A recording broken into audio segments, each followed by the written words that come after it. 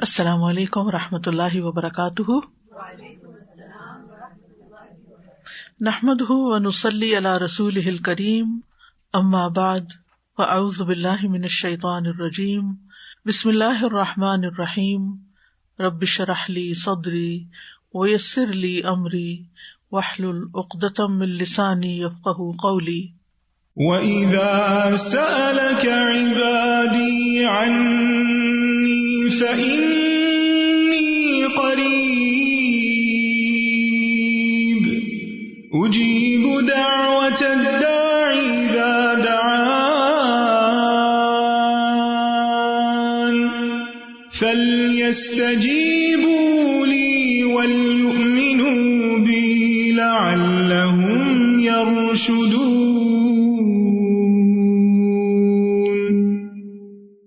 اور جب میرے بندے آپ سے میرے بارے میں سوال کریں تو کہہ دیجئے، بے شک میں قریب ہوں، میں پکارنے والے کی پکار کا جواب دیتا ہوں۔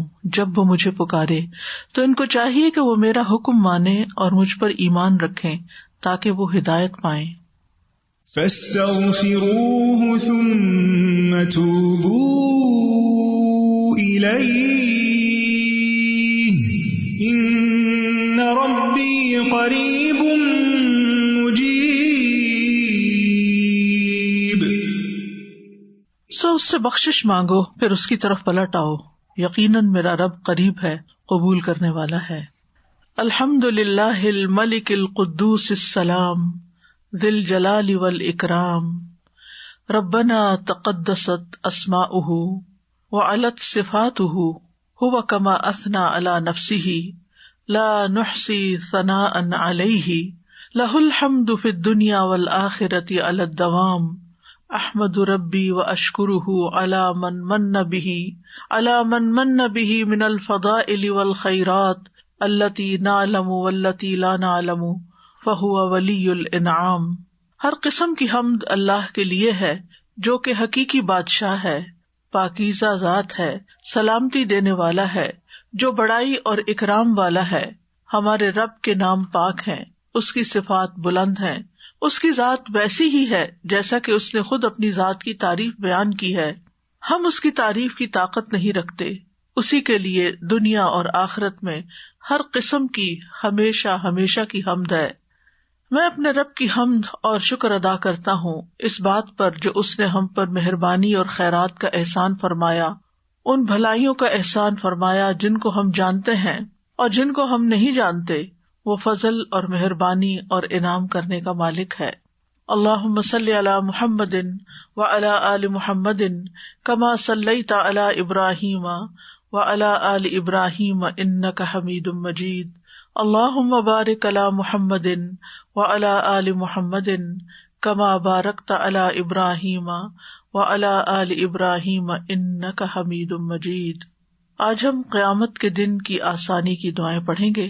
ارشاد ربانی ہے، یا ایھا الناس اتقوا ربکم ان زلزلۃ الساعۃ شیء عظیم یوم ترونها تذہل کل مرضعۃ عما ارضعت وتضع کل ذات حمل حملها وترى الناس سکارى وما هم بسکارى ولكن عذاب اللہ شدید۔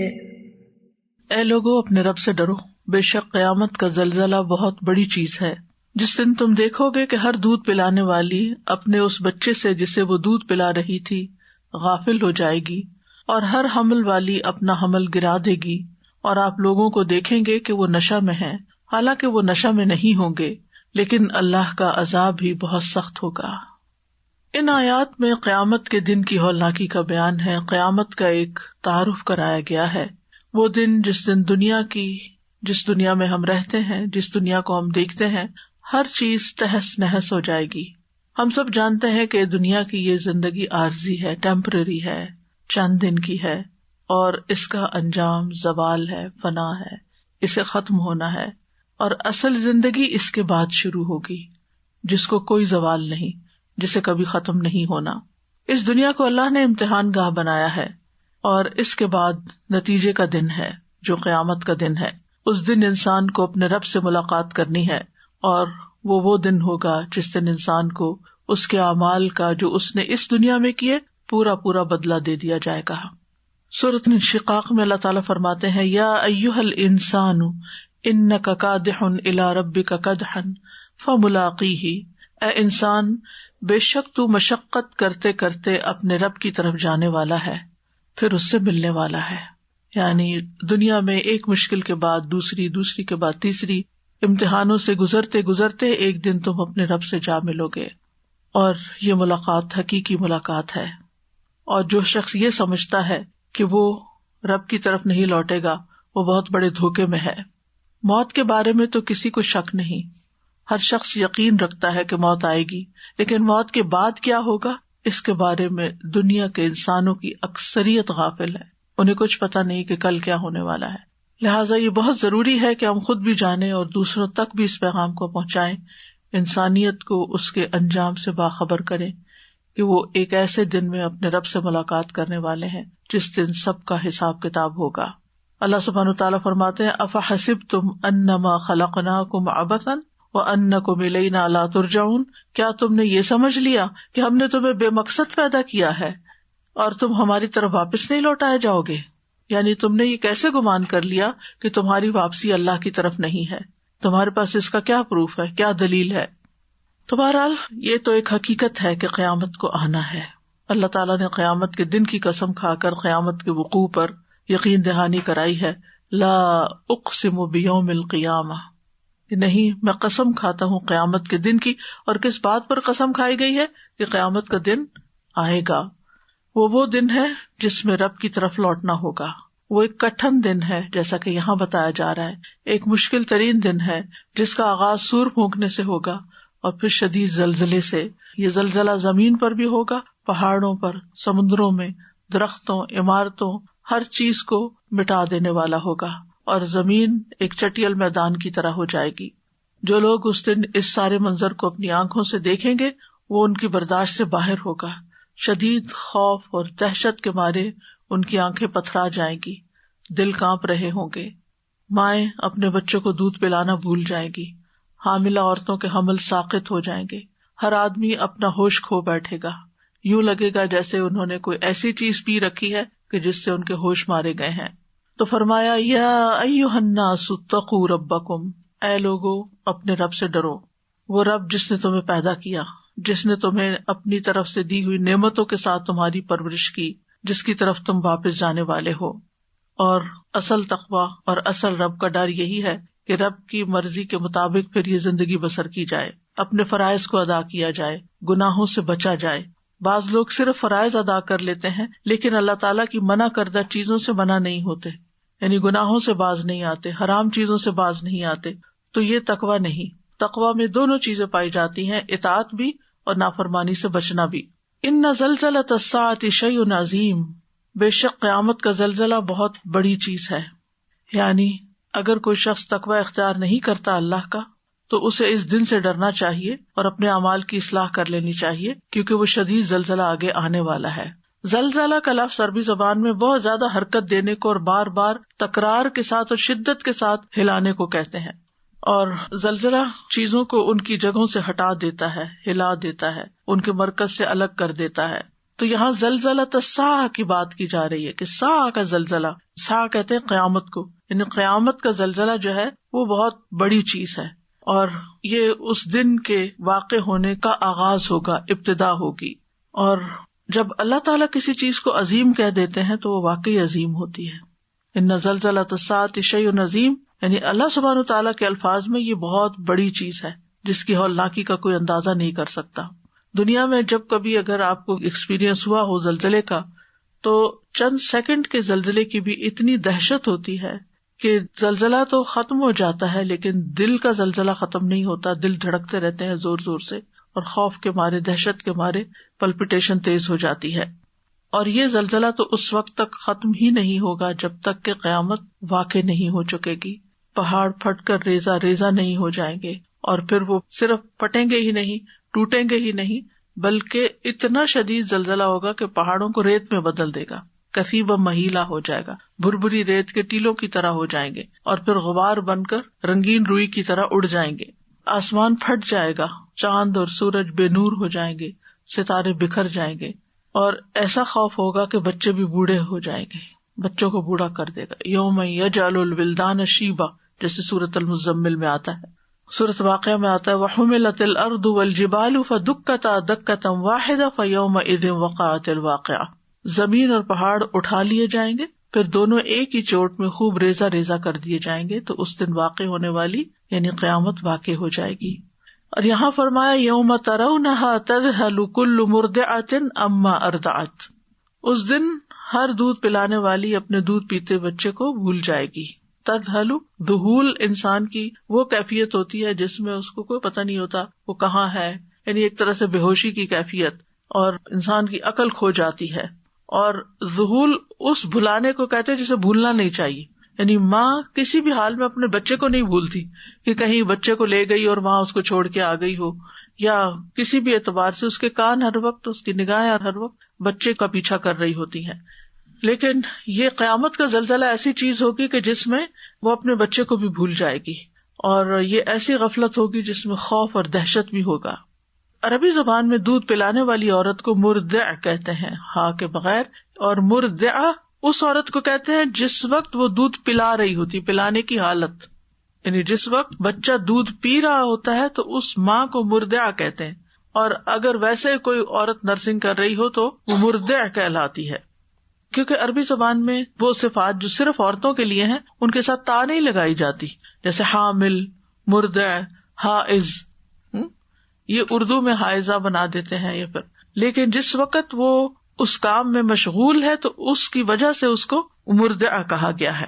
یعنی مطلب یہ ہے کہ ایک ماں اپنے بچے کو دودھ پلا رہی ہوگی کہ وہ اپنی بریسٹ کو اس کے منہ سے نکال کے بچے کو پھینک کے اس سے غافل ہو جائے گی، بے خبر ہو جائے گی. یعنی وہ بچہ جو اسے سب سے زیادہ عزیز ہوتا ہے اس وقت وہ اس کی پرواہ بھی نہیں کرے گی کہ وہ کدھر جاتا ہے. ابھی میں سوچ رہی تھی کہ جو سیلاب آیا ہے اس میں بہت سے بچے بھی بہہ گئے ہیں نا. تو بچے کیوں بہہ گئے؟ اس لیے کہ ماں باپ یا بچوں کو اٹھاتے یا پھر خود بھاگتے.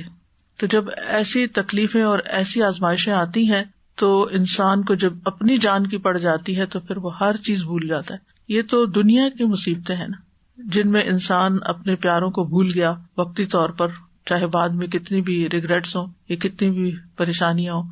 جو بوڑھے ہیں، جو چل نہیں سکتے، جو بھاگ نہیں سکتے، جو بھاگ سکتے تھے وہ ریلا آتے ہوئے دیکھ کے بھاگ کے پہاڑوں پہ چڑھ گئے، لیکن جو نہیں چڑھ سکتے تھے وہ پانی کے اندر بہ گئے. تو قیامت کی ہولناکی بھی کچھ اسی طرح ہوگی، بلکہ اس سے کئی گنا زیادہ شدید ہوگی کہ اس وقت ہر چیز اس کو بیکار لگے گی.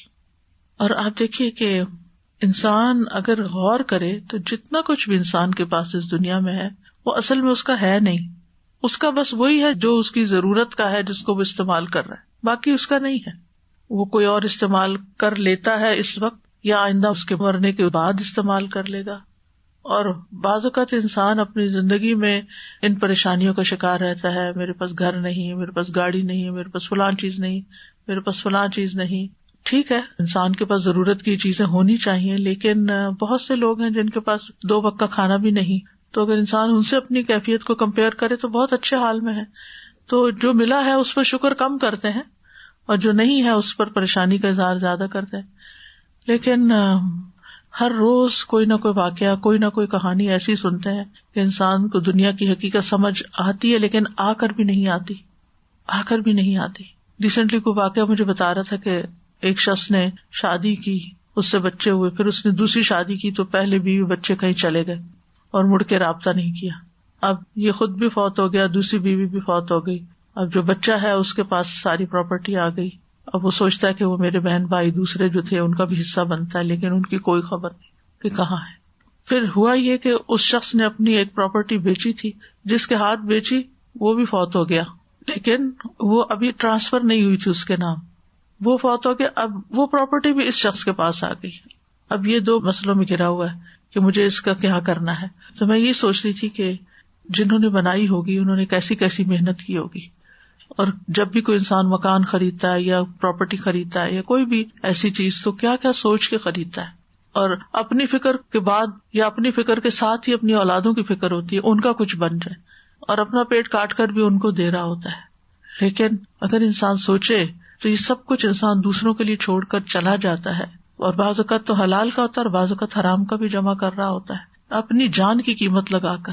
یعنی اس کا یہ مطلب نہیں کہ انسان کو گھر نہیں خریدنا چاہیے یا اس کے پاس کوئی چیز ہونی چاہیے اپنی وسعت کے مطابق، لیکن اس میں کوئی ایسے طریقے اختیار نہ کرے کہ جن کی بنا پر اس کی اپنی جان تو آگے پکڑی جائے اور پیچھے والے جو ہیں ان کے نزدیک ان چیزوں کی کوئی خاص اہمیت نہ ہو.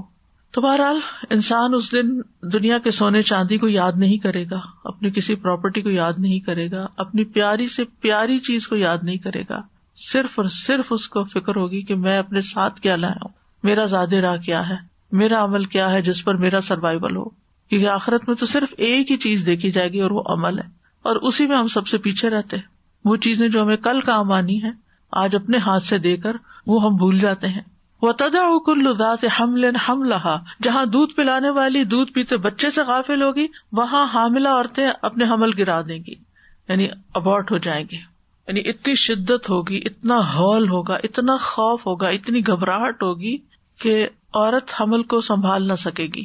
وَتَرَى النَّاسَ سُكَارَىٰ، یہ تو ان عورتوں کا حال ہے، اور باقی لوگ تم دیکھو گے کہ جیسے کوئی نشہ پیے ہوئے ہیں. وَمَا هُمْ بِسُكَارَىٰ، حالانکہ وہ نشے میں مبتلا نہیں ہوں گے، یعنی عقل مدہوش ہوئی بھی ہوگی، ان کو کچھ سمجھ نہیں آ رہا ہوگا کہ یہ ہو کیا رہا ہے. وَلَكِنَّ عَذَابَ اللَّهِ شَدِيدٌ، لیکن اللہ کا عذاب بڑی سخت چیز ہے.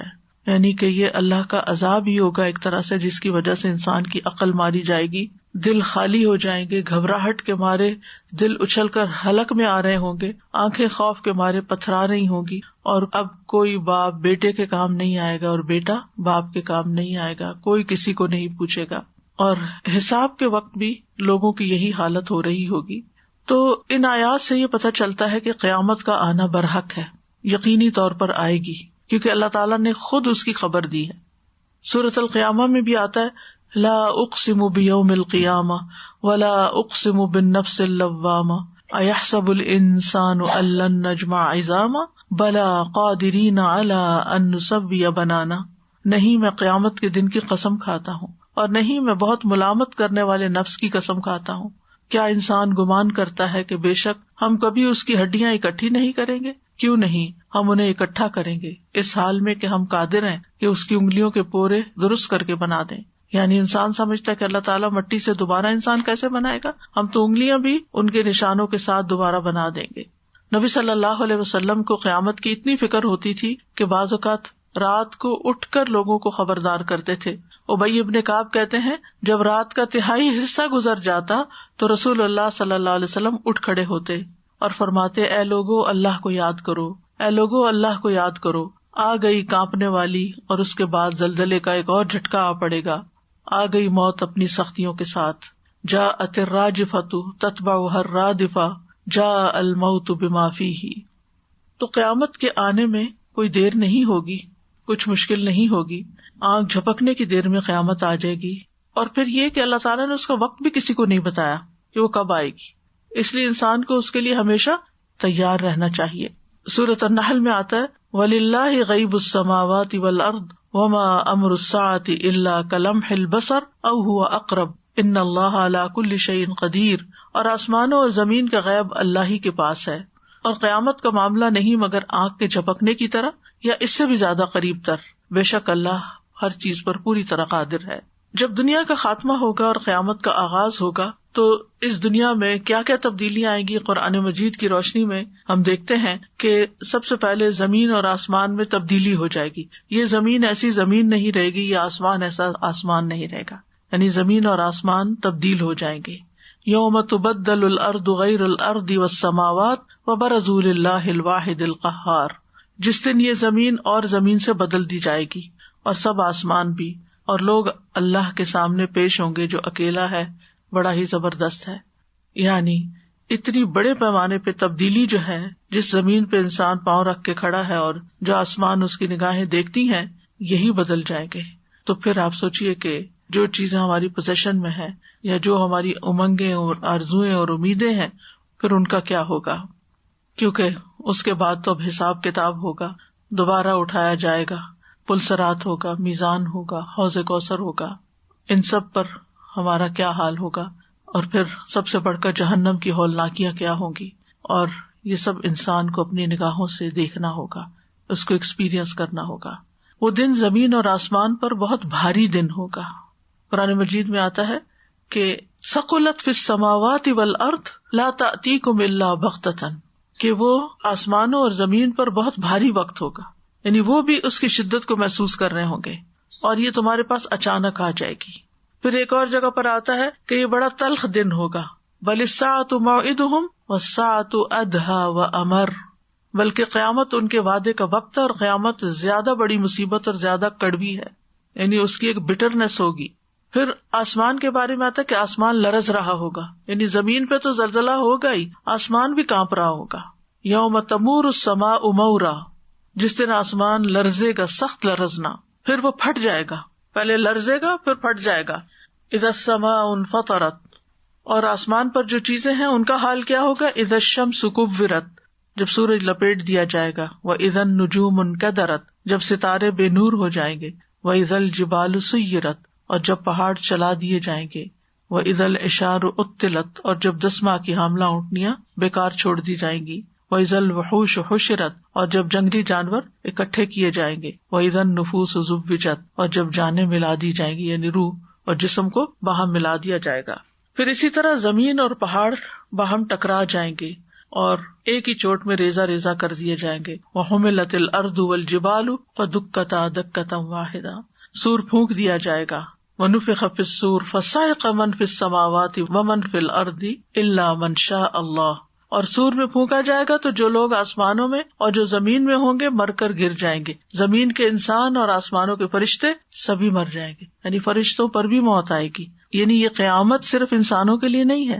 جنگلی جانوروں کا تو ذکر آپ نے پڑھا، وَإِذَا الْوُحُوشُ حُشِرَتْ، اور پھر الْعِشَارُ عُطِّلَتْ، لیکن اس کے ساتھ ساتھ فرشتوں کی بھی موت آ جائے گی. اور پھر قبریں پھٹیں گی، جو لوگ پہلے سے مرے ہوئے ہیں وہ زمین سے نکلنا شروع ہو جائیں گے. یوم تشقق الارض عنہم سراعا ذلک حشر علینا یسیر، جس دن زمین پھٹے گی اس حال میں کہ وہ تیز دوڑنے والے ہوں گے، اور یہ ایسا اکٹھا کرنا جو ہمارے لیے بہت آسان ہے. یعنی لوگ قبروں سے نکلتے چلے جائیں گے اور حشر کی طرف بھاگنا شروع کر دیں گے، اور پھر سب مخلوق ایک جگہ اکٹھی ہوگی، ایک شخص بھی بھاگ نہ سکے گا. وَيَوْمَ نُسَيِّرُ الْجِبَالَ، جس دن ہم پہاڑوں کو چلا دیں گے. وَتَرَى الْأَرْضَ بَارِزَةً، اور تم زمین کو بالکل چٹیل ہموار، جیسے حدیث میں آتا ہے کہ سفید میدے کی روٹی کی طرح ہو جائے گی، ہموار سیدھی، تاکہ وہاں پر حشر کا میدان قائم ہو. وَحَشَرْنَاهُمْ، اور ہم ان سب کو اکٹھا کر لیں گے. فَلَمْ نُغَادِرْ مِنْهُمْ أَحَدًا، تو ان میں سے ہم کسی ایک کو بھی نہیں چھوڑیں گے. پھر اس کے بعد یہ ہے کہ انسانوں کے علاوہ جانوروں کو بھی زندہ کیا جائے گا دوبارہ. وَإِذَا الْوُحُوشُ حُشِرَتْ، جب وحشی جانور اکٹھے کر دیے جائیں گے، اور ان کا تو آپ کو معلوم ہے کہ حساب کتاب کر کے ان کے مظالم کا بدلہ چکا کے ان کو مٹی کر دیا جائے گا. لوگوں کو ننگے پاؤں، ننگے بدن اور بے ختنہ اٹھایا جائے گا جیسے کہ وہ پہلی دفعہ پیدا ہوئے تھے. ہر انسان اپنی نیت پر اٹھایا جائے گا، اس لیے نیت کتنی امپورٹنٹ ہے. انما یبعث الناس علی نیاتہم، قیامت کے دن لوگ اپنی نیتوں کے مطابق اٹھائے جائیں گے. یہ دنیا میں کیا کرتے رہے، کیوں کرتے رہے، کوئی بھی کام کس لیے کیا، کیا مقصد تھا ان کا. اور پھر جو لوگ نیکی کے ساتھ زندگی بسر کرتے رہے اور نیکی پر ہی ان کی موت آئی، اور اس کی ہم سب کو دعا بھی کرنی چاہیے کہ اللہ ہمیں حسن خاتمہ نصیب فرما. توفنا مع الابرار، پیچھے ہم پڑھ چکے ہیں وہ دعائیں قریب و مجیب میں، کہ جس میں ہم نے حسن خاتمہ کی دعائیں پڑھی تھی کہ اللہ تعالیٰ ہمارا خاتمہ اچھا کرے، ہم نیک لوگوں کے ہاتھوں میں ہوں، اور اس وقت ہمیں اللہ تعالیٰ کا کلمہ نصیب ہو، اور پھر یہ کہ اس حال میں دنیا سے جائے کہ نفس مطمئنہ ہو، اور پھر یہ کہ راضیۃ مرضیہ ہو.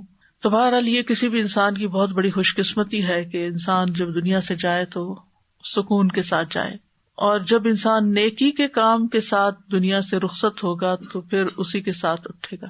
جیسے حاجی اگر احرام کی حالت میں فوت ہوا تو تلبیہ کہتا ہوا اٹھے گا، یعنی جب سے قبر سے اٹھایا جائے گا تو وہ تلبیہ پڑھ رہا ہوگا، لبیک کہہ رہا ہوگا. پھر شہید اپنے بہتے خون کے ساتھ اٹھے گا، اس کی علامت بھی نظر آئے گی. یعنی انسانوں کے اعمال گواہی دے رہے ہوں گے کہ وہ دنیا میں کیا کر رہے تھے. ان کے منہ پہ تو مہر لگا دی جائے گی، اعمال بولیں گے، یعنی برے لوگوں کے بھی، اور نیک لوگوں کے بھی اعمال جو ہیں وہ نظر آ رہے ہوں گے، اور اسی طرح برے لوگ جنہوں نے کچھ بیت المال سے چرایا ہوگا وہ ان کے کندھوں پہ سوار ہوگا، چاہے وہ کپڑا ہے یا بکری ہے یا اونٹ ہے یا گائے ہے، اور وہ شور مچا رہے ہوں گے، تو لوگوں کو پتہ چل جائے گا کہ یہ خیانت کار ہے. جس نے زکوٰۃ نہیں دی ہوگی وہ سانپ اس کے گلے میں لپٹ کر اس کے جبڑوں کو کاٹ رہا ہوگا، تو لوگوں کو پتہ چل جائے گا کہ یہ وہ شخص ہے جو زکوٰۃ نہیں دیتا تھا. تو بہرحال اس حال میں لوگ اٹھائے جائیں گے، یعنی کہ مختلف حالت میں ہوں گے، ہر شخص اپنے اعمال کے ساتھ ہوگا. تو ہمیں بھی دیکھنا چاہیے کہ ہماری زندگی کا اکثر حصہ کس مصروفیت میں گزرتا ہے، کن کاموں میں گزرتا ہے. پھر حشر کا میدان کیسا ہوگا؟ جیسا کہ قرآن مجید سے ہمیں پتہ چلتا ہے کہ اسی زمین کو بدل کر اسے حشر کا میدان بنا دیا جائے گا. یوم تبدل الارض غیر الارض والسماوات. حدیث میں آتا ہے قیامت کے دن لوگوں کا حشر سفید اور سرخی آمیز زمین پر ہوگا، جیسے میدے کی روٹی صاف اور سفید ہوتی ہے. اس زمین پر کسی چیز کا کوئی نشان نہ ہوگا، کسی چیز کا کوئی نشان، بالکل پلین سیدھا صاف ستھرا، جیسے سفید ماربل ہوتا ہے ایسے سفید ہوگا. لوگوں کے اوپر خوف اور دہشت طاری ہوگی، کیونکہ انہیں سمجھ آ رہی ہوگی کہ وہ کیوں کھڑے کیے گئے ہیں یہاں پر. یوم یخرجون من الاجداث سراعا. جس دن وہ قبروں سے تیز دوڑتے ہوئے نکلیں گے، کأنہم الی نصب یوفزون. جیسے وہ کسی گاڑے ہوئے نشان کی طرف دوڑے جا رہے ہوں، یعنی بالکل فوکسڈ ہوں گے گاڑے ہوئے نشان کی طرف. جیسے آپ دیکھیں ریس ہوتی ہے نا، ریس لگاتے ہیں تو وہ نشان آگے لگا ہوتا ہے کہ یہاں تک آپ نے آنے، اس سے آگے نہیں جانا. تو وہ جو دوڑنے والا ہوتا ہے وہ اسی کو سامنے رکھ کے دوڑ رہا ہوتا ہے، تو بس وہاں تک جانا ہے اور اسی کے مطابق اپنی اسپیڈ کو رکھتا ہے. تو قیامت کے دن بھی لوگ جو دوڑ رہے ہوں گے وہ اسی نشان تک جائیں گے، اس سے آگے نہیں جا سکیں گے. لیکن سب لوگ پاؤں پہ نہیں دوڑ رہے ہوں گے، کچھ لوگ منہ کے بل بھی چلائے جائیں گے، کچھ لوگ پیدل ہوں گے، کچھ سواری پر ہوں گے. نبی صلی اللہ علیہ وسلم نے فرمایا تم قیامت کے دن پیدل اور سوار اٹھائے جاؤ گے، اور کچھ لوگ ایسے بھی ہوں گے جنہیں منہ کے بل گھسیٹا جائے گا. جن لوگوں نے دنیا میں رب کا اقرار نہیں کیا، کفر اختیار کیا، وہ وہاں پر تمنا کریں گے وَيَقُولُ الْكَافِرُ يَا لَيْتَنِي كُنتُ تُرَابًا. اب یہ زمین میدان بن چکی ہے، ہر چیز سیٹل ہو گئی ہے، لوگ حساب کے لیے کھڑے ہیں. اب یہ جو میدان ہے حشر کا، اس میں شدید گرمی ہوگی، بہت گرم جگہ ہوگی. ابن عمر کہتے ہیں نبی صلی اللہ علیہ وسلم سے روایت کرتے ہوئے کہ آپ نے یوم یقوم الناس لرب العالمین، جس دن لوگ رب العالمین کے لیے کھڑے ہوں گے، اس کی تفسیر میں فرمایا لوگوں میں سے کچھ نصف کانوں تک کے پسینے میں ڈوبے ہوئے ہوں گے. ایک اور حدیث میں آتا ہے بخاری کی، قیامت کے دن لوگ پسینے میں شرابور ہو جائیں گے، اور حالت یہ ہوگی کہ ہر کسی کا پسینہ زمین پر 70 ہاتھ تک پھیل جائے گا اور منہ تک پہنچ کر کانوں کو چھونے لگے گا، یعنی اتنی بری حالت ہوگی پسینے سے. پھر اللہ تعالیٰ اور فرشتوں کا نزول ہوگا، وَجَاءَ رَبُّكَ وَالْمَلَكُ صَفًّا صَفًّا. تیرا رب آئے گا اور فرشتے جو صف در صف ہوں گے، نے پوری لائنوں میں ڈسپلن کے ساتھ، جیسے فوجی ایک ڈسپلن کے ساتھ سیدھے لائنوں میں چل رہے ہوتے ہیں، ایسے ہی اللہ کے یہ فوج جو ہے فرشتوں کی، وہ بھی پورے ڈسپلن کے ساتھ آ جائے گی. نبی صلی اللہ علیہ وسلم نے فرمایا اس وقت تمہارا کیا حال ہوگا جب اللہ تمہیں 50,000 سال کے لیے اس طرح اکٹھا کر دے گا جس طرح تیر کو کمان میں ڈالا جاتا ہے. پھر اللہ تمہاری طرف نظر بھی نہیں کرے گا، یعنی جب چاہے گا پھر حساب لے گا. یعنی یہ عام انسانوں کا حال ہوگا، لیکن مومن کے لیے یہ دن سورج ڈھلنے سے غروب ہونے تک ہے. ٹھیک ہے، یعنی اس کی مدت کم ہوگی. لوگ گھبرا کر انبیاء کے پاس جائیں گے، حضرت آدم کے پاس جائیں گے، پھر حضرت نوح کے پاس جائیں گے، ابراہیم علیہ السلام کے پاس جائیں گے، موسیٰ علیہ السلام کے پاس جائیں گے، عیسیٰ علیہ السلام کے پاس جائیں گے اور کہیں گے کہ آپ اپنے رب کے حضور شفاعت کیجیے، آپ دیکھ رہے ہیں ہم کس حال کو پہنچے ہیں. لیکن ہر پیغمبر کوئی نہ کوئی عذر بیان کر کے اس کو آگے بھیج دے گا، حتیٰ کہ نبی صلی اللہ علیہ وسلم آگے بڑھیں گے، عرش تلے پہنچ کر اپنے رب عز و جل کے آگے سجدے میں گر پڑیں گے. تو آپ کو کہا جائے گا کہ سر اٹھائیے، شفاعت کیجیے، آپ کی بات سنی جائے گی. پھر آپ کی شفاعت سے حساب کتاب شروع ہوگا. جہنم بھی سامنے لائی جائے گی اور دکھائی جائے گی. وَجِیءَ یَوْمَئِذٍ بِجَہَنَّمَ یَوْمَئِذٍ یَتَذَکَّرُ الْإِنسَانُ وَأَنَّىٰ لَهُ الذِّکْرَىٰ. اس دن جہنم کو لایا جائے گا اور اس دن انسان نصیحت حاصل کرے گا، اور اس کے لیے وہ وقت کہاں نصیحت حاصل کرنے کا. جہنم کافروں کے سامنے پیش کی جائے گی. وَأَرَدْنَا جَهَنَّمَ يَوْمَئِذٍ لِلْكَافِرِينَ عَرْضًا. کیسے پیش کی جائے گی؟ حدیث میں آتا ہے اس دن جہنم کی 70,000 لگامیں ہوں گی اور ہر ایک لگام کو 70,000 فرشتے پکڑے ہوئے کھینچ رہے ہوں گے. یعنی اتنی بڑی اور اتنی شدت کے ساتھ وہ کفار کے سامنے لا کر پیش کی جائے گی اور ان کو دکھائی جائے گی فزیکلی. جب جہنم گناہگاروں کو دیکھے گی تو اور جوش مارے گی، یعنی جہنم کو بھی اللہ تعالیٰ ایک سینس دے دے گا. اذا رأتهم من مکان بعید سمعوا لها تغیظا وزفیرا، جب وہ جہنم دور سے انہیں دیکھے گی، یعنی اپنے شکار کو، ان لوگوں کو جو اس کے پاس آنے والے ہیں، تو یہ اس کے جوش خروش کی آوازیں خود سن لیں گے. سورۃ ملک میں آتا ہے اذا القوا فیہا سمعوا لها شہیقا وہی تفور تکاد تمیز من الغیظ، جب وہ اس میں پھینکے جائیں گے تو اس کے دھاڑنے کی آواز سنیں گے اور وہ اچھل رہی ہوگی، یوں لگے گا جیسے ابھی پھٹ پڑے گی. جہنم اپنے انگارے باہر پھینک رہی ہوگی. انہا ترمی بشرر کالقصر کانہ جمالۃ صفر، وہ اتنے بڑے بڑے شرارے پھینکے گی جیسے محل، اور وہ اچھلتے ہوئے یوں محسوس ہوں گے جیسے زرد اونٹ ہوں. قیامت کے دن جہنم سے گردن بھی باہر نکلے گی، جس کی 2 آنکھیں ہوں گی جن سے وہ دیکھتی ہوگی، اور 2 کان ہوں گے جن سے وہ سنتی ہوگی، اور 1 زبان ہوگی جس سے وہ بولتی ہوگی، اور کچھ لوگوں پر مسلط کر دی جائے گی. پھر بہرحال حساب کتاب شروع ہوگا. ہر امت کو گھٹنوں کے بل بٹھا دیا جائے گا. وَتَرَى كُلَّ أُمَّةٍ جَاثِيَةً كُلُّ أُمَّةٍ تُدْعَىٰ إِلَىٰ كِتَابِهَا الْيَوْمَ تُجْزَوْنَ مَا كُنتُمْ تَعْمَلُونَ. تو تم ہر امت کو گھٹنوں کے بل گرا ہوا دیکھو گے، ہر امت اپنے اعمال نامے کی طرف بلائی جائے گی. آج تمہیں اس کا بدلہ دیا جائے گا جو تم کیا کرتے تھے. اور اس طرح پھر اللہ سبحانہ وتعالیٰ بندوں کے درمیان فیصلہ کریں گے. نامہ اعمال تقسیم کیے جائیں گے سب کے سامنے، یعنی ہر ایک کا اعمال نامہ اس کے دائیں یا بائیں ہاتھ میں دے دیا جائے گا. وَإِذَا الصُّحُفُ نُشِرَتْ، اور کہتے ہیں کہ یہ نامہ اعمال اڑ اڑ کر لوگوں کے ہاتھوں میں پہنچ رہا ہوگا. کچھ لوگ دائیں ہاتھ میں لیں گے اور کچھ لوگوں کے بائیں ہاتھ میں ہوگا، اور وہ لے کر پیچھے کو چھپا لیں گے. مومنوں کی عزت و تکریم ہوگی. وہ جب اپنا نامہ اعمال دیکھیں گے تو خوش ہو جائیں گے اور وہ کہیں گے ہا اقرؤ کتابیہ، آؤ میرا اعمال نامہ پڑھو.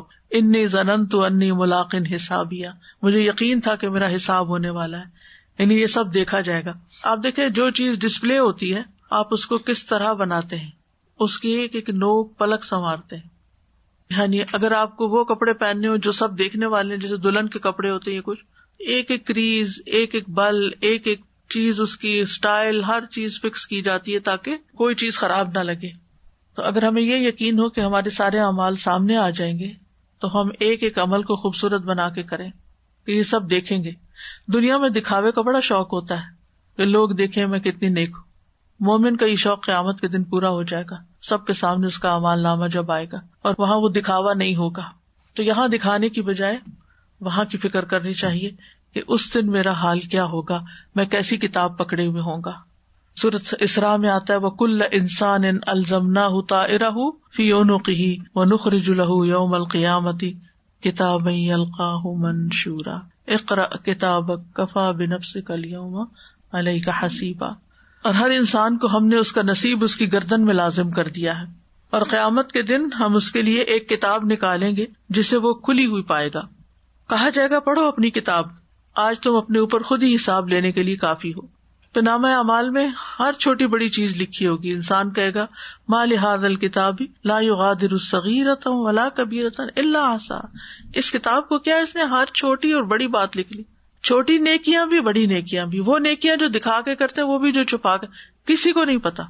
دنیا میں بعض اوقات یہ ہوتا ہے نا کہ آپ بہت اچھے کام کر رہے ہوتے ہیں، کسی کو نہیں پتا ہوتا، تو بعض اوقات لوگ آپ کے بارے میں کوئی ایسی بات کہہ دیتے ہیں جس سے آپ کا دل ٹوٹ جاتا ہے، جو آپ کی ایکسپیکٹیشن کے خلاف ہوتی ہے. آپ سمجھتے ہیں کہ میں تو اچھا ہی کر رہا ہوں، لیکن لوگوں کو وہ نظر ہی نہیں آتا، کہتے تم تو انتہائی نکمے ہو، کچھ بھی نہیں کرتے. انسان کو دل چھوٹا نہیں کرنا چاہیے. جس کا آخرت پر یقین ہو اسے پتا ہوگا کہ میں نے جو کیا ہے وہ میرے اعمال نامے میں لکھا ہوا وہ کل نظر آ جائے گا، بس تھوڑی دن کی بات ہے. ذرا برابر خیر اور شر فمن یعمل مثقال ذرۃ خیرا یرہ ومن یعمل مثقال ذرۃ شرا یرہ. پھر حدیث میں آتا ہے تم میں سے ہر فرد قیامت کے دن اللہ تعالیٰ سے اس طرح کلام کرے گا کہ اللہ اور بندے کے بیچ میں کوئی ترجمان نہیں ہوگا، کوئی انٹرپریٹر نہیں ہوگا. پھر وہ دیکھے گا تو اس کو آگے کوئی چیز نظر نہیں آئے گی. پھر اپنے سامنے دیکھے گا تو آگ ہوگی. بس تم میں سے جو بھی آگ سے بچنے کی استطاعت رکھتا ہو وہ آگ سے بچے، خواہ کھجور کا آدھا ٹکڑا ہی صدقے میں دے کر کیوں نہ ہو. تو اس سے پتہ چلتا ہے کہ صدقہ جو ہے وہ انسان کو آگ سے بچانے والا ہے. اسی طرح روزہ بھی. پھر قیامت کے دن سب سے پہلے امت محمد کا حساب ہوگا صلی اللہ علیہ وسلم، اور اس میں بھی سب سے پہلے علماء کا حساب ہوگا. اگر وہ کامیاب ہو گئے تو جلدی جنت کی طرف چلے جائیں گے، اور اگر ناکام ہوئے اور پھر شہید اور پھر سخی، یعنی جنہوں نے بڑے بڑے کام کیے ہوں گے ان کا حساب پہلے ہوگا. تو آپ سوچئے کہ پہلے حساب ہونا بھی ایک ڈر کی بات ہے، اور حساب کے لیے کھڑے رہنا بھی ایک پریشانی کی بات ہے. تمام انسانوں کے اعمال میں سب سے پہلے نماز کا حساب ہوگا. اگر نماز پوری ہوئی، درست ہوئی، تو باقی اعمال بھی درست ہوں گے. اگر اس میں خرابی آ گئی، اس کا وزن ٹھیک نہیں نکلا، تو باقی اعمال میں بھی بگاڑ آ جائے گا. اب دیکھیں پتہ نہیں کہاں سے ہمارے اندر یہ کانسیپٹ آ گیا نا، کہ جیسے کرسچینٹی میں ہے کہ آپ اگر چیریٹی کر لیتے ہو تو پھر باقی آپ کے اعمال جو ہیں وہ نہیں دیکھے جائیں گے، یا آپ کنفیس کر لیتے ہو اور کنفیس کرنے کے بعد آپ کچھ خرچ کر دیتے ہو چرچ کے لیے یا جو بھی ان کا سسٹم ہے، تو اس کے بعد آپ فری ہیں، جیزس جو ہے وہ آپ کی نجات کے لیے کافی ہیں. لیکن ہمارے دین میں اگر آپ کے اپنے فرائض پورے نہیں ہیں، کیونکہ کچھ چیزیں فرائض ہیں، جب تک آپ کے اپنے فرائض پورے نہیں تو کوئی آپ کو کچھ نہیں کر سکتا، آپ کی شفاعت نہیں ہو سکتی، کیونکہ فرائض کا حساب بہرحال ہے. جو شفاعت ہے وہ دوسری چیزوں میں ہے، یعنی باقی فرائض کے علاوہ جو کوتاہیاں ہو جاتی ہیں ان کو اللہ سبحانہ وتعالیٰ مختلف طریقوں سے معاف کر دے گا. اسی طرح حقوق العباد میں سب سے پہلا فیصلہ قتل کے بارے میں ہوگا، اگر کسی نے کسی کا خون بہایا ہوگا. پھر اسی طرح ہر ذمہ دار سے اس کی ذمہ داری کے بارے میں پوچھا جائے گا کہ اپنی رسپانسبلٹیز کو کتنا پورا کیا تھا. پھر آپس میں ایک دوسرے پر کیے گئے جو ظلم ہیں ان کے بارے میں حساب ہوگا. اگر کوئی ظالم ہوگا تو مظلوم کو اس کی نیکیاں دے دی جائیں گی، اگر ابھی بھی اس کا ظلم باقی ہے تو مظلوم کے گناہ ظالم کے ساتھ ڈال دیے جائیں گے، تو مظلوم کی سزا بھی ظالم بھگتے گا. پھر حقداروں کے حقوق کے لیے بار بار پیشی ہے. زبیر رضی اللہ عنہ کہتے ہیں کہ جب یہ آیت نازل ہوئی انک میت و انہم میتون، میں نے کہا اللہ کے رسول کیا ہمیں مخصوص گناہوں کے ساتھ آپس کی رنجشوں کے نتائج بھگت لینے کے بعد آخرت میں دوبارہ جواب دہی کا سامنا کرنا پڑے گا؟ آپ نے فرمایا ہاں، تمہیں بار بار تکلیف دی جائے گی یہاں تک کہ ہر حقدار کو اس کا پورا پورا حق لوٹا دیا جائے. یعنی ایک آیا ہے، آ جاؤ تم اس کا حساب چکاؤ، اب دوسرا آ گیا میرا حساب نہیں دیا، اس نے پورا نہیں کیا، اس کا چکاؤ، تیسرا آ گیا، چوتھا آ گیا، بار بار بلایا جائے گا. کس قدر ندامت اور شرمندگی ہے. تو اس لیے اول تو یہ ہے کہ بندوں کے ساتھ بڑی محتاط زندگی بسر کرنے کی ضرورت ہے کہ ہماری طرف سے ان کو کوئی تکلیف نہ پہنچے، ہم ان کے بارے میں کوئی ایسی زبان نہ کھولیں کہ جس سے ہمیں لینے کے دینے پڑ جائیں. اب جیسے غیبت ہی ہوتی ہے، کسی کی برائیاں ہی کرنی ہوتی ہیں یا سننی ہوتی ہیں، تو آپ کی نیکیاں اس کو مل جائیں گی، آپ کر لیں دل بھر کے جو کرنا ہے دنیا. لیکن ہم یہ بات سمجھ کے نہیں دیتے کس طرح قیامت کے دن ہم اپنے اعمال اتنی مشکل سے کمائے ہوئے، اور پھر آپ دیکھیں کہ دنیا میں کوئی چھوٹی سی چیز آپ کی مرضی کے بغیر اٹھا کے کسی کو دے دے، کیا فیل کرتے ہیں؟ یعنی ایک پین ہی کوئی آپ کا اٹھا کے آپ سے پوچھے بغیر کسی اور ضرورت مند کوئی دے دے تو آپ پیچھے مڑ کے دیکھتے ہیں کہ یہ کیا، میرا پین تم نے کیوں اٹھا لیا؟ چھوٹی سی چیز بھی ہم اپنی مرضی سے لاکھوں بھی دے دیں، وہ اپنی مرضی سے دیتے ہیں نا، لیکن مرضی کے بغیر کوئی ہمارا بیگ کھول لے یا کوئی چیز نکال لے تو ہمیں تکلیف ہوتی ہے. تو وہاں مرضی نہیں پوچھی جائے گی. آپ کے بیگ میں جتنی نیکیاں ہیں، جتنے نوٹ ہیں، جتنے اعمال ہیں، وہ انسانوں کو دے دیے جائیں گے جن پہ ظلم کیا ہوگا دنیا میں. اور پھر آپ سوچئے کہ جن انسانوں نے ہزاروں انسانوں کا مال کھایا ہو اور لوٹ مار کی ہو، وہ کس طرح جواب دیں گے؟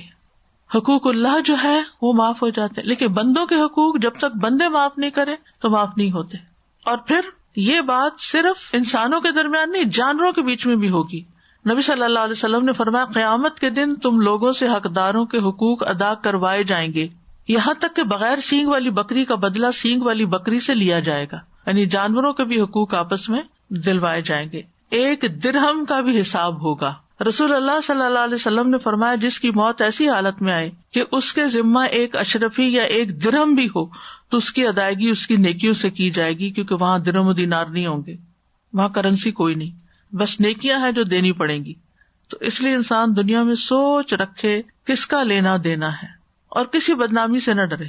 بعض اوقات ایسا ہوتا ہے نا، انسان کہتا ہے کہ اور وہ کہے گا تمہیں اب یاد آیا، تمہیں اب خیال آیا. کوئی نہیں، آپ کی یہ چیز میرے پاس رہ گئی تھی، مجھے یاد نہیں رہی، مجھے خیال نہیں رہا، میں نے لاپرواہی برتی، یہ آپ واپس رکھیں، یہ آپ کا مال ہے، آپ واپس. بعض اوقات چھوٹی چھوٹی چیزیں ہم ان کے بارے میں اتنے کیئر لیس ہوتے ہیں، ہم کہتے ہیں یہ اس کو کیا چاہیے، یہ چھوٹا سا کنٹینر ہی تو ہے، اس کو کیا چاہیے، کوئی فرق نہیں پڑتا. بھائی آپ کو کیسے پتا اسے چاہیے کہ نہیں چاہیے؟ چھوٹی سی چیز ہے.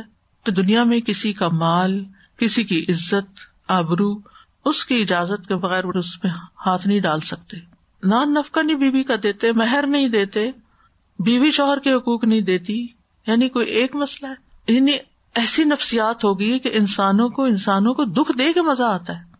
یعنی بجائے اس کے کہ کسی کا دل خوش کرے, جیسے حدیث میں آتا ہے نا کہ سب سے بہترین نیکی کیا ہے, کسی مومن کے دل میں خوشی پیدا کر دینا.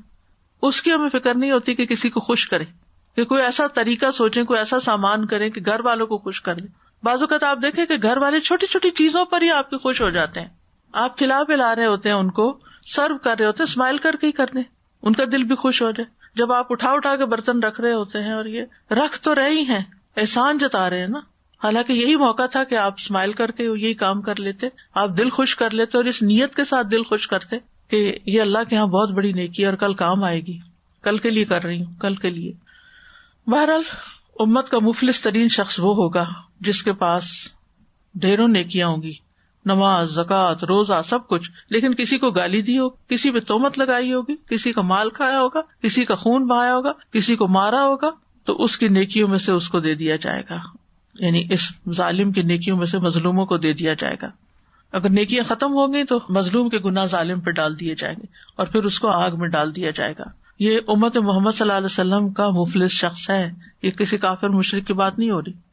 اسی طرح کچھ لوگ جو ہوں گے اللہ تعالیٰ ان کو معاف کر دے گا.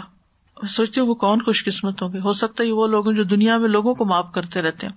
قیامت کے دن ایک مومن اپنے رب کے قریب کیا جائے گا, یہاں تک کہ اللہ عز و جل اپنی ایک جانب اس پہ رکھے گا, پھر اس سے گناہوں کا اقرار کروایا جائے گا. پھر اللہ تعالیٰ فرمائے گا کیا تو پہچانتا ہے؟ وہ کہے گا رب میں پہچانتا ہوں, یہ میرے ہی گناہ ہے. اللہ فرمائے گا میں نے دنیا میں تیرے گناہوں پہ پردہ ڈالا, آج کے دن تیرے گناہوں کو معاف کرتا ہوں. پھر اس کی نیکیوں کا اعمال نامہ اس کو دے دیا جائے گا, باقی اس کے حساب سے ساقط کر دی جائے گی. کچھ لوگ ایسے ہوں گے ان کا حساب ہی نہیں ہونا, سیدھے جنت میں جائیں گے.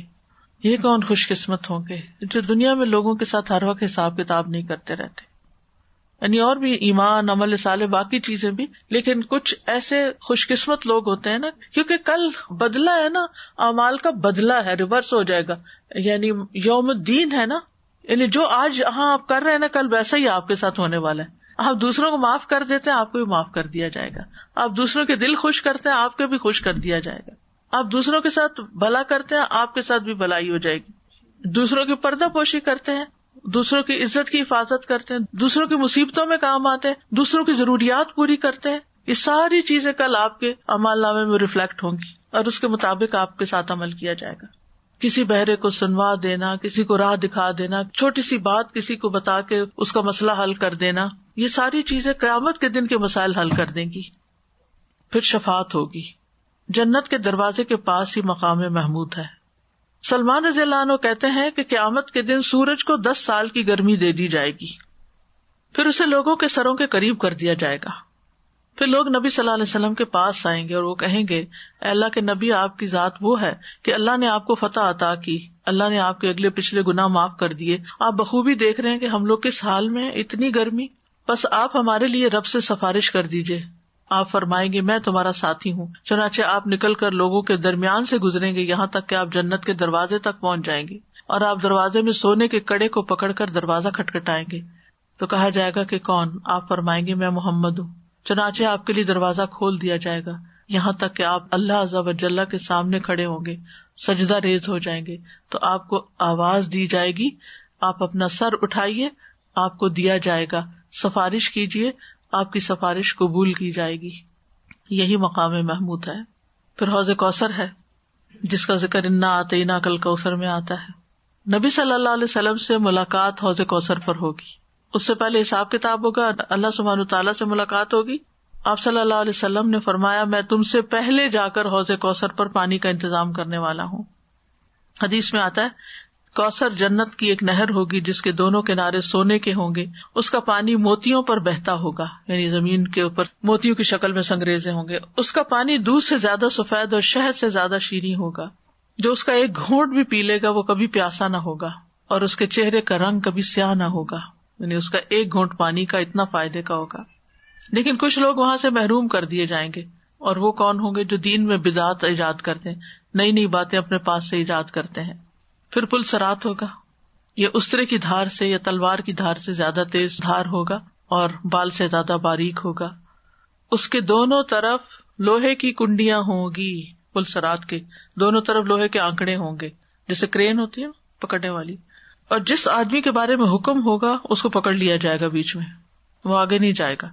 بعض ان آنکڑوں سے یا ان کانٹوں سے زخمی ہو جائیں گے، کچھ نجات پا جائیں گے، بعض کو وہیں سے نیچے گرا دیا جائے گا اوندھے منہ آگ میں. ابو ہریرہ کہتے ہیں قسم اس ذات کی جس کے ہاتھ میں ابو ہریرہ کی جان ہے، جہنم کی گہرائی 70 سال کی مسافت کے برابر، یعنی پلسرات سے نیچے اس کھائی میں گرائے جائیں گے. پلسرات کے دو طرف کیا ہوگا کچھ یاد ہے آپ کو؟ صلہ رحمی اور امانت. جو رشتے داروں کے حقوق ادا نہیں کرتا، رشتے داروں کے ساتھ ڈنڈی مارتا ہے اور ان کو ستاتا ہے اور ان کا حق ادا نہیں کرتا، تو وہ اپنا حق لینے کھڑے ہوں گے، یعنی کہ صلہ رحمی ہوگی. اب اصل شکل کیا ہوگی اللہ ہی بہتر جانتا ہے، لیکن وہ پھر آگے نہیں جا سکیں گے، وہ پکڑے جائیں گے. اسی طرح جو امانت میں خیانت کریں. پلسرات پر اندھیرا ہوگا، ہر شخص کا نور پرسنل ہوگا، ہر ایک کو اپنا ذاتی نور دیا جائے گا. منافقین کا نور بجھا دیا جائے گا، مومن نجات پا جائیں گے اور منافق اپنے انجام کو پہنچ جائیں گے. قرآن مجید میں بھی اس کا ذکر آتا ہے، سورۃ مریم کی آیت نمبر 71 اور 72 میں، وَإِن مِّنكُمْ إِلَّا وَارِدُهَا كَانَ عَلَىٰ رَبِّكَ حَتْمًا مَّقْضِيًّا ثُمَّ نُنَجِّي الَّذِينَ اتَّقَوْا وَنَذَرُ الظَّالِمِينَ فِيهَا جِثِيًّا. اور تم میں سے جو بھی کوئی ہے اس پہ وارد ہونے والا ہے، یہ ہمیشہ سے تیرے رب کے ذمے قطعی بات ہے جس کا فیصلہ کیا ہوا ہے. پھر ہم ان لوگوں کو بچا لیں گے جو ڈر گئے اور ظالموں کو اس میں گھٹنوں کے بل گرے ہوئے چھوڑ دیں گے. استغفر اللہ. لوگ اعمال کے مطابق رفتار کے ساتھ گزریں گے. رسول اللہ صلی اللہ علیہ وسلم نے فرمایا تم میں سے پہلا آدمی بجلی کی طرح گزر جائے گا. اس کے بعد وہ لوگ پلسرات سے گزریں گے جو آندھی کی طرح گزریں گے، تیز ہوا کی طرح. اس کے بعد پرندوں کی رفتار سے، پھر اس کے بعد آدمیوں کے دوڑنے کی رفتار سے گزریں گے. پھر ہر آدمی اپنے اعمال کے مطابق رفتار سے گزرے گا. یعنی جو دنیا میں نیکیوں میں دوڑ لگاتا تھا وہ آخرت میں بھی دوڑ کے گزر جائے گا، اور جو دنیا میں سست رہتا وہ وہاں بھی آہستہ ہی چلے گا، تیز نہ چل سکے گا. کچھ لوگ گھسٹ کر پہنچیں گے، کچھ لوگ کرال کرتے ہوئے، رینگتے ہوئے، کچھ لوگ عاجز آ جائیں گے، ان کو چلنے کی طاقت ہی نہیں رہے گی، وہ بیٹھ جائیں گے اور بیٹھ کر گھسٹ گھسٹ کے چل رہے ہوں گے. لوگ گروہ در گروہ جہنم میں جا رہے ہوں گے. جو پلسرات سے نجات پائیں گے ان کے پہلے گروہ کے چہرے 14ویں رات کے چاند کی طرح ہوں گے، اور جو آخری انسان وہاں سے گزرے گا اس کے بارے میں مسند احمد میں آتا ہے سب سے آخر میں جنت میں داخل ہونے والا وہ آدمی ہوگا جو پل سرات پر چلتے ہوئے کبھی اوندھا گرا جاتا ہوگا، کبھی چلنے لگے گا، کبھی آگ کی لپٹ اس کو جھلسا دے گی، یعنی بڑی مشکل میں ہوگا وہ. جب وہ پل سرات عبور کر چکے گا تو اس کی طرف پلٹ کے پیچھے دیکھے گا کہ میں کیا کراس کر کے آیا ہوں. کہے گا تبارک الذی نجانی منکی لقد آتانی اللہ ما لم یؤت احدا من الاولین والآخرین. بڑی بابرکت ہے وہ ذات جس نے مجھے تجھ سے نجات دی. اللہ نے یہ مجھے ایسی نعمت عطا فرمائی جو اولین و آخرین میں سے کسی کو نہیں، یعنی کہ مجھے جنت تک پہنچا دیا. وہ اتنا خوش ہو جائے گا، شکر گزار ہو جائے گا. جنت میں داخلے سے پہلے بھی صفائی ہوگی، انسانوں کی دلوں کی صفائی بھی ہوگی اور ظاہر کی بھی ہوگی. ظاہر قبر سے نکلے ہیں، حشر کے میدان ہے اور پلسرات پر پسینے میں ڈوبے ہوئے، تو سارے میلے ہو چکے ہوں گے، تو وہاں نہلائے دھلائے جائیں گے اور صاف ستھرے کر کے جنت میں بھیجے جائیں گے. اور نہ صرف یہ کہ فزیکلی بلکہ حقوق و لباد کے معاملے میں بھی ایک دوسرے سے قصاص دلوایا جائے گا. جب ان کو پاک صاف کر دیا جائے گا، حتی اذا حذبوا ونقوا، یہ لفظ آتے ہیں حدیث میں بخاری کے، حتی اذا حذبوا، جب وہ مہذب بنا دیے جائیں گے، بالکل ٹھیک ہو جائیں گے. ونقوا، اور تنقیہ ہوتا ہے صاف کرنا، نقایا، نقیہ لفظ بھی اسی سے. اذن لہم فی دخول الجنہ، ان کو جنت میں داخل ہونے کی اجازت دے دی جائے گی. قسم ہے اس ذات کی جس کے ہاتھ میں محمد صلی اللہ علیہ وسلم کی جان ہے، ان میں سے ایک آدمی جنت میں اپنے گھر کو زیادہ جاننے والا ہوگا بنسبت اس کے کہ جتنا وہ دنیا میں اپنے گھر کا راستہ جانتا تھا. پھر جنت میں داخل ہوگا. جنت کے تو آپ کو معلوم ہے کہ کسی آنکھ نے دیکھی نہیں اور کسی کان نے سنی نہیں. تو جنت ہے اصل گھر، وہ ہے اصل ٹھکانہ. انسان کو وہاں کے لیے بنایا گیا، لیکن اس سے پہلے ٹیسٹ میں ڈالا گیا کہ کون وہاں رہنے کے قابل ہے اور کون نہیں. وہ ہمیں یہاں پروو کرنا ہے. یہ چانس ہے، یہ موقع ہے. کتنے ہی لوگ دنیا سے جا چکے ہیں، واپس نہیں آ سکتے. اس وقت ہمارے پاس کتنا سنہری وقت ہے، اس وقت کو اچھے سے اچھے کاموں میں استعمال کریں. اور آپ دیکھیں کہ ہر مشین تیل سے چلتی ہے نا، یا بجلی سے چلتی ہے، یا اس کو چلانے کے لیے کوئی نہ کوئی فیول ہونا چاہیے اس میں. مومن کو نیک اعمال کرنے کے لیے علم کے فیول کی ہر وقت ضرورت رہتی ہے. جس دن پاور ہاؤس سے آپ کا رابطہ کٹا، آپ نیچے گر گئے، آپ اندھیرے میں آ گئے. جب آپ علم سے اپنا تعلق کاٹ لیتے ہیں، علم سے آپ کا رشتہ نہیں رہتا، تو پھر آپ ڈی موٹیویٹ ہو جاتے ہیں، نیکیوں کے انبار آپ کے آگے ہوتے ہیں، توفیق نہیں ہوتی کچھ کرنے کی. ایک کے بعد ایک اچھا موسم گزر رہا ہوتا ہے روزے رکھنے کا، ایک سے ایک اچھی اپرچونٹی ہوتی ہے صدقہ کرنے کی، ایک سے ایک اچھا موقع اور مناسبت ہوتی ہے جس میں ہم اللہ کے حضور بہترین نماز پڑھ سکتے ہیں، تو توفیق ہی نہیں. لیکن جب انسان اللہ کے وعدوں کو سنتا ہے اور آخرت کو دیکھتا ہے، علم حاصل کرتا ہے، جانتا ہے، پھر اس کی موٹیویشن کا لیول ہائی ہوتا ہے. جب وہ ہائی ہوتا ہے، پھر اس کے جسم میں جان نہ بھی ہو، کمزوری بھی ہو، بیماری بھی ہو، پھر بھی وہ خیر کے کام کر لیتا ہے. اس کی ہمت باقی رہتی ہے، وہ تھکتا نہیں. ابھی جیسے ہماری ٹیمیں سیلاب کے لیے جو کام کر رہی ہیں، تو تونسا کی طرف کافی تباہی ہوئی ہے، تو کئی گھنٹے کا سفر کر کے ہماری فیمیل جو ٹیم ہے وہ بھی جاتی ہے، میل کی بھی جاتی، فیمیل بھی جاتی. کل ہی کسی کا میسج آیا تھا، میں نے ان سے کچھ حال چال ان کا پوچھا، تو انہوں نے بتایا تھا، کہتے ہیں کہ آپ سوچ نہیں سکتی کہ ہم اتنے پسینے میں شرابور ہو جاتے ہیں. ہم نے کچھ کھایا نہیں ہوتا، ہم نے کچھ پیا نہیں ہوتا، ہمیں کچھ ہوش نہیں ہوتی، اور آپ سوچ نہیں سکتی کہ ہمیں تھکاوٹ بھی نہیں ہوتی اس وقت. جو ہم لوگوں کا حال دیکھتے ہیں اور ان کی ڈسپریشن دیکھتے ہیں اور ان کو اپنے ہاتھوں سے دیتے ہیں، تو میں یہ سوچتی تھی کہ موٹیویشن کے بغیر یہ کام نہیں ہو سکتا. اور پھر وہ کیا چیز ہے کہ اتنی گرمی اور اتنی تھکاوٹ اور اتنی بھوک کے باوجود بھی آپ کو کام پہ لگائے رکھتی. یہ طاقت کہاں سے آتی ہے؟ یہ ایک ایمانی طاقت ہوتی ہے، انسان کو پھر توفیق ہو جاتی ہے. یہ نا اللہ سے ہمیں توفیق مانگنی چاہیے. ہم کمفرٹ زون میں رہنا چاہتے ہیں، ہم اس سے باہر نہیں نکلنا چاہتے، ہمیں ڈر لگتا ہے، ہم رسک نہیں لینا چاہتے. ہم کہتے ہیں ہم نکلے تو پتہ نہیں کیا ہو جائے گا. نکل کے تو دیکھیں کیا ہوتا ہے. جب تک زندہ ہے، جب نہیں ہوں گے تو پھر آرام ہی آرام ہے نا. اگر کچھ کر کے گئے، سب سے زیادہ ہم اپنے اوپر ترس کھا رہے ہوتے ہیں نا. اگر ہم سے زیادہ کوئی محتاج ہے تو اس کی ضرورت ہمیں نہیں سمجھ آتی، ہمیں اپنی ضروریات سمجھ آتی ہیں اور ہم پھر ان کے بارے میں سوچ کے بیٹھ جاتے ہیں. بہرحال قیامت کا دن ایک حقیقت ہے اور ایک مشکل دن ہے.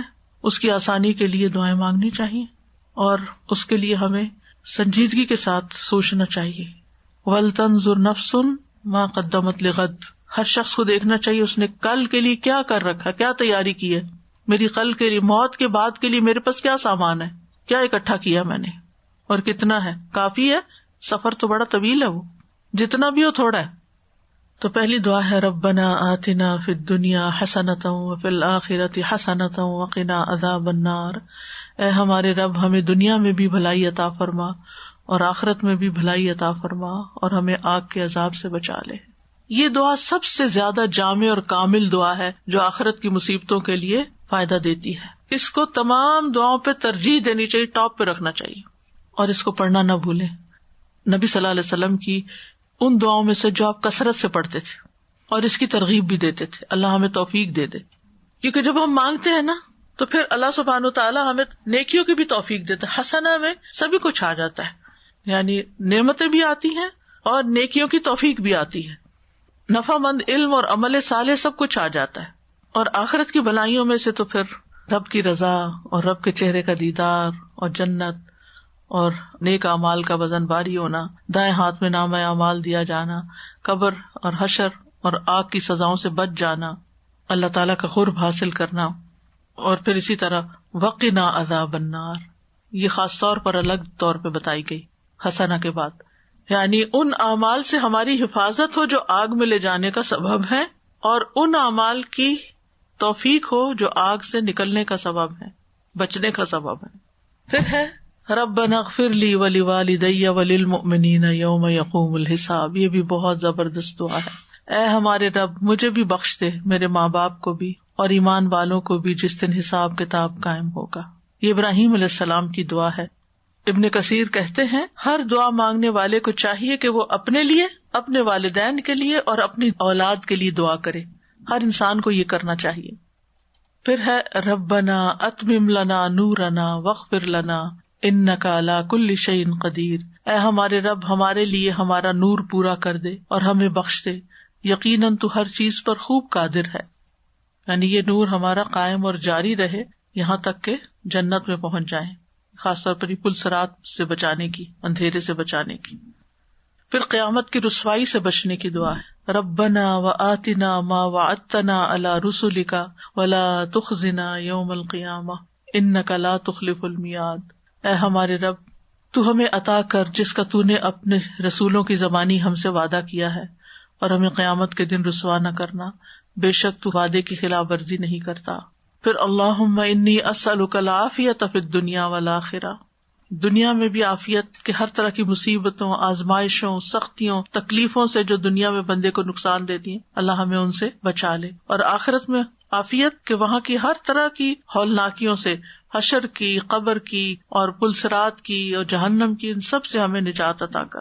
اسی سے ملتی جلتی دعا ہے، اللہم انی اسألک المعافاۃ فی الدنیا والآخرہ، اے اللہ میں تجھ سے دنیا اور آخرت میں درگزر کیے جانے کا سوال کرتا ہوں، عفو کا سوال کرتا ہوں، یعنی سلامتی اور نجات کا سوال کرتا ہوں کہ اللہ تعالیٰ ہمیں دنیا میں بھی ہر شر سے، لوگوں کے شر سے، جانوروں کے شر سے، اندھیرے کے شر سے، ہر چیز کے شر سے جو اللہ نے پیدا کی ہمیں محفوظ رکھے، اور اللہ تعالیٰ ہمیں ان تمام چیزوں سے جو ہمیں تکلیف دینے والی ہیں بچا کر رکھے، اور ہمیں بے نیازی عطا کرے، اور ہر تکلیف کو ہم سے ہٹا دے، اور آخرت میں بھی اسی طرح کہ گناہوں کے برے نتائج سے ہم بچ جائیں.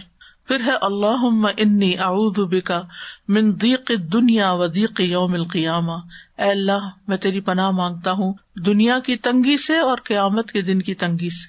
یہ بھی بڑی اچھی دعا ہے. یعنی دنیا کی تنگی کیا ہے؟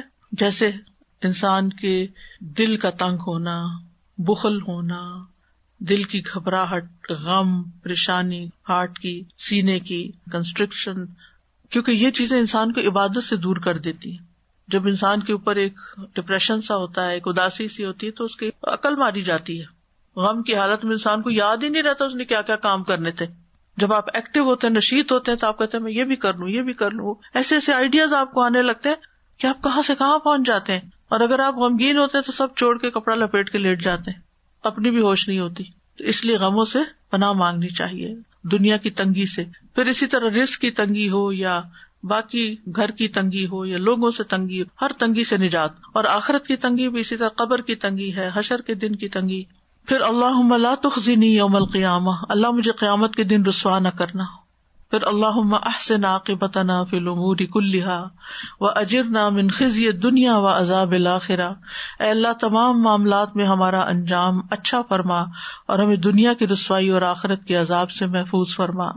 یہ بھی بہت ہی خوبصورت، یعنی ہمارے جتنے بھی معاملات ہیں ان کو بہتر کر دے اور ان کا انجام اچھا ہو، اینڈ اچھا ہو. یعنی دنیا میں جو بھی ہم کوئی پروجیکٹ شروع کریں، جو بھی ہم کوئی کام شروع کریں، کسی بھی چیز پر ہم محنت کریں، اس کا کوئی نتیجہ نکلے. مثلا کوئی فصل اگائی ہے تو اس کا پھل کھا سکیں، اس سے فائدہ اٹھا سکیں. کچھ پڑھائی شروع کی ہے تو اس امتحان کو پاس کر کے کوئی ڈگری، اور اس ڈگری سے کوئی فائدہ اٹھا سکیں. یعنی یہ نہیں کہ ہم محنت کرتے جائیں نتیجہ کچھ بھی نہ نکلے، وہیں کے وہیں کھڑے ہو. کوئی کاروبار کرے تو اس کے اندر نفع ہو، کوئی جاب کرے تو اس کے اندر ترقی ہو، فائدہ ہو.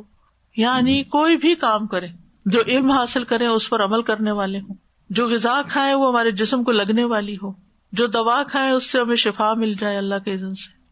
یعنی ہر وہ قدم جو ہم اٹھائیں خیر و بھلائی کی طرف اٹھے، اور الٹیمیٹلی یہ ساری چیزیں ہماری آخرت کی کامیابی کا ذریعہ بنے.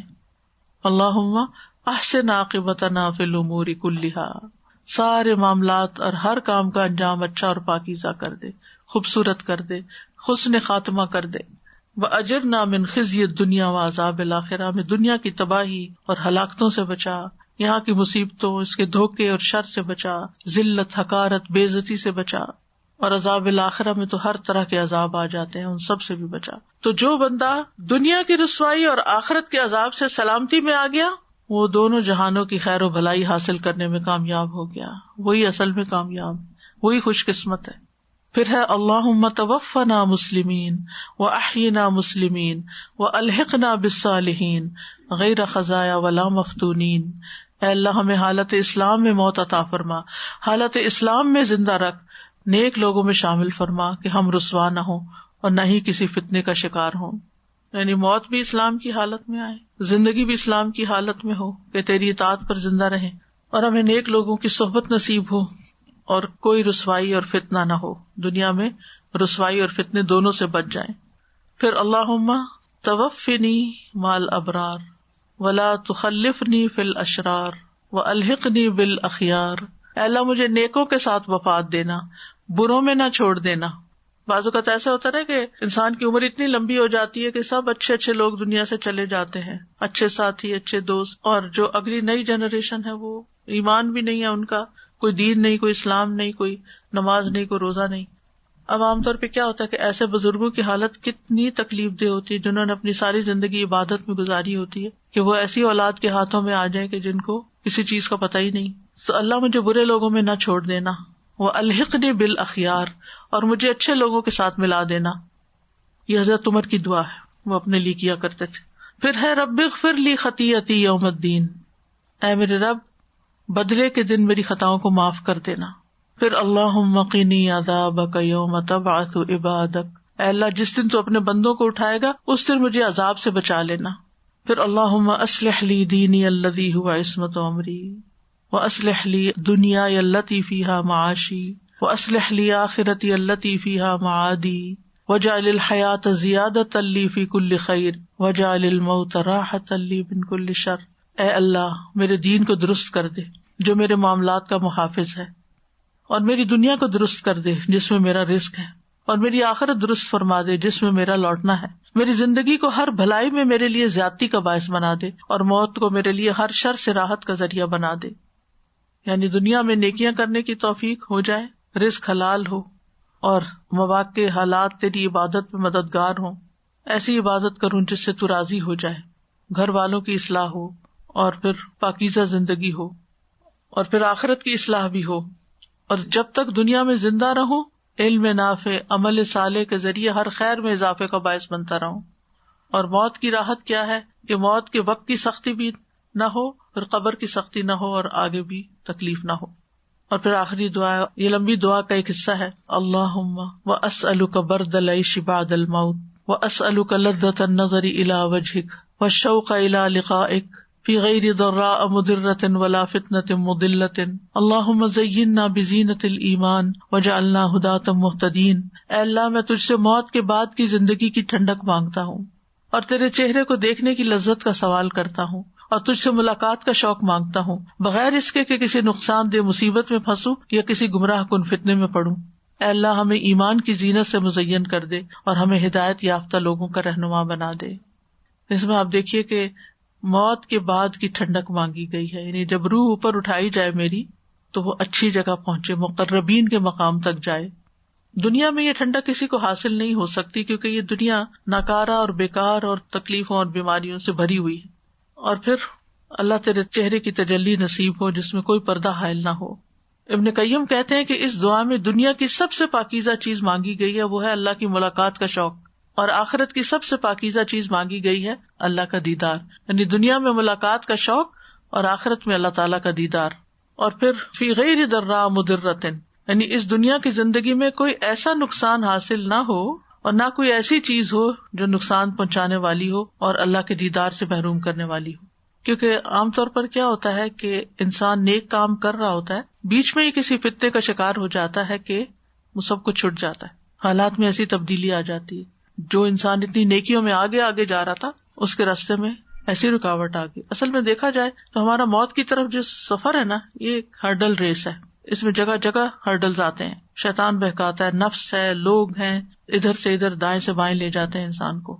تو ایسی صورت میں یا رب تجھ سے ملاقات کے بیچ میں کوئی ایسا فتنہ نہ آئے جو اس عظیم نعمت کے ملنے میں رکاوٹ بنے، اور کوئی ایسا نقصان نہ ہو میرے عمل میں کہ جس کی وجہ سے میں تیری رحمت سے دور ہوں. اللہم زیننا بزینت الایمان وجعلنا ھداۃ مہتدین.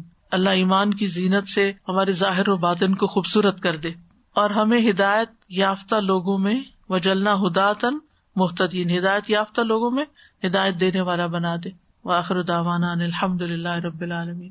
سبحانک اللہم وبحمدک، اشہد ان لا الہ الا انت، استغفرک واتوب الیک. السلام علیکم ورحمۃ اللہ وبرکاتہ.